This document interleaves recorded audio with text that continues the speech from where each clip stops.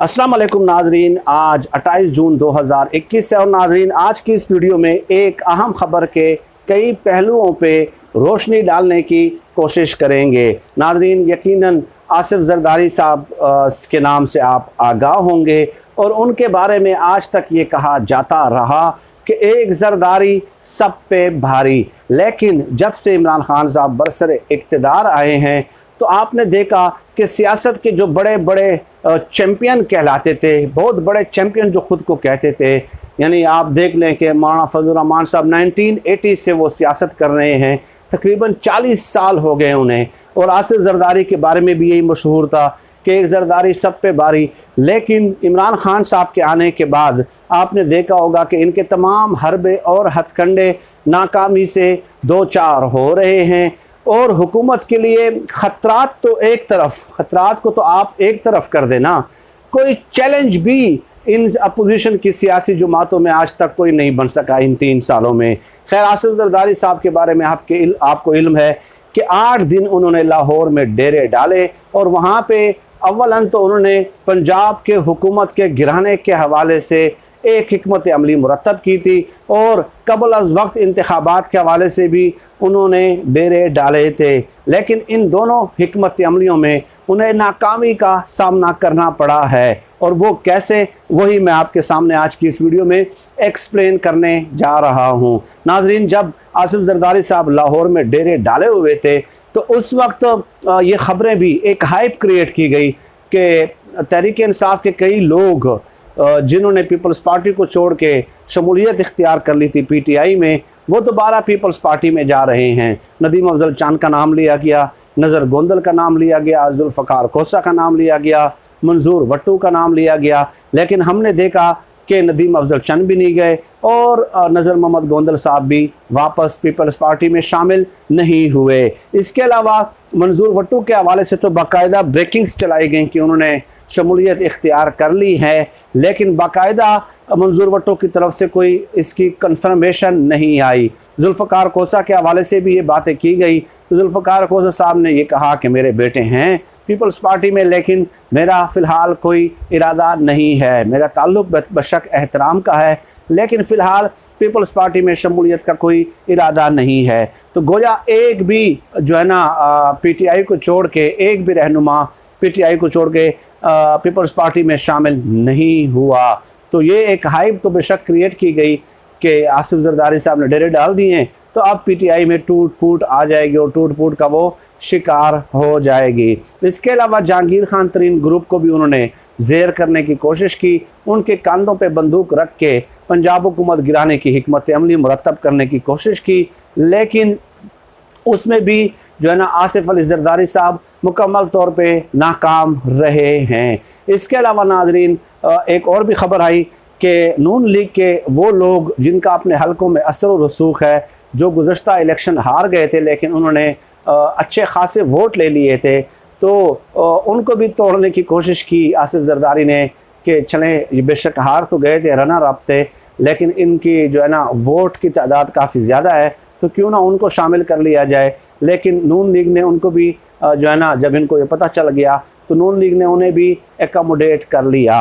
अब वो भी आसिफ जरदारी के हाथ नहीं आए। चौधरी परवेज़ इलाही साहब से इनकी मुलाकात हुई, आपने देखा, लेकिन चौधरी परवेज़ इलाही साहब ने सर-ए-दस्त तो ये तो माजरत कर दी है कि इस हुकूमत के गिराने में मैं उनका आपका कोई साथ नहीं दे सकता। हाँ, अगले इलेक्शन में कहीं सीट एडजस्टमेंट होगी, इंतखाबी इत्तेहाद होगा तो कौन सा कैंडिडेट आपने विड्रा करना है, किस शहर में, किस हलके में, और कौन सा हमने विड्रा करना है, तो उस हवाले से तो मुशावरत हुई अगले इंतखाबात के हवाले से, लेकिन सर-ए-दस्त उन्होंने भी माजरत कर दी है।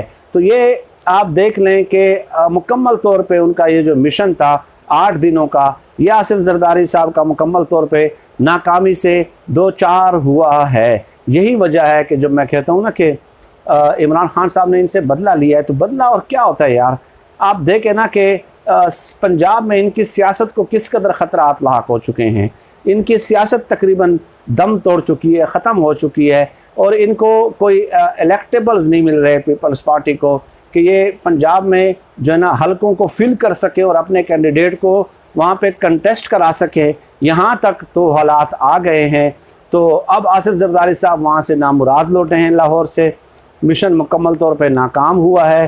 तो सरदस्त हुकूमत को कोई ख़तरा नहीं है। आप हाइप देखेंगे कि आज जा रही है हुकूमत, कल जा रही है हुकूमत, परसों जा रही है हुकूमत।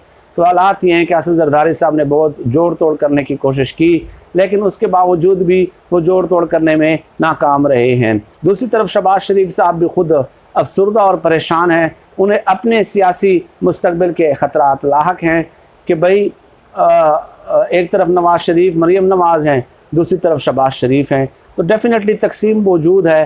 तो शाहिद खान अब्बासी ग्रुप है, मरीम नवाज़, नवाज़ शरीफ ग्रुप है, एक तरफ शहबाज शरीफ ग्रुप है, और शहबाज शरीफ के कैंप में कई लोग हैं। तो अभी तक उनके जो मुख्तलिफ लीडरशिप है, यानी कि MNAs MPs, वो ख़ुद कन्फ्यूज हैं तो कि क्या करना है क्या नहीं करना, पार्टी ने आगे कैसे बढ़ना है, किसने टिकट के हवाले से फ़ैसले करने हैं, इलेक्शन मुहिम में हमने कौन सा जो है ना नारे लगाने हैं नहीं लगाने, ठीक है, किस तरह तैयारी करनी है, लोगों को किस तरह कन्विंस करना है, किसके बयानिए के साथ कन्विंस करना है। तो शहबाज शरीफ साहब खुद जो है ना उसको सियासत को ख़तरात लाक हैं। वो अपने सियासी मुस्तकबिल की फ़िक्र में है, नून लीग के सियासी मुस्तकबिल की फ़िक्र में है कि हम अगले इलेक्शन में इसको तो छोड़ दें हुकूमत को गिराना, अगले इलेक्शन में हम क्या कह कर जो है ना आवाम के पास जाएंगे।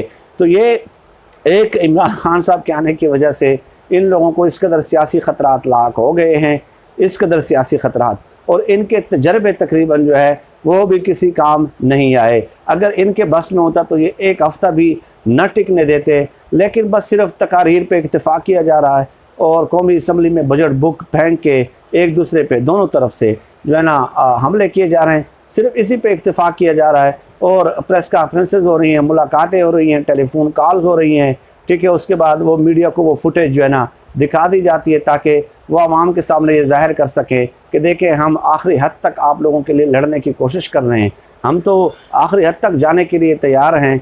और लेकिन कंसेंसस मुख्तलिफ सियासी जमातों के अंदर जो है वो डेवलप नहीं हो पा रहा।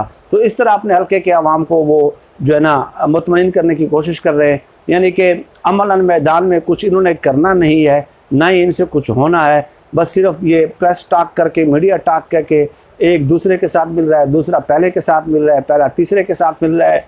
तो इसी तरह ही ये इन्होंने 3 साल गुजारे हैं। वरना आपने देखा कि किस तरह के ऐलानात हुए, आर या पार के ऐलानात हुए, लॉन्ग मार्च का रुख GHQ की तरफ मोड़ने की बातें हुई, ठीक है, इनकलाब और धरना और लॉन्ग मार्च और प्लान 1 और प्लान 2 और प्लान 3, पता नहीं क्या कुछ हमें सुनने और देखने को नहीं मिला। लेकिन आपने देखा कि नतीजा सबका सिफर ही निकला है। नाज़रीन, फिल वक्त आज की इस वीडियो में इतना ही। इस किस्म के मौज़ूआत पे आपसे नशिस्त का एहतमाम होता रहेगा। आप सब लोग अपना बहुत बहुत ख्याल रखिए।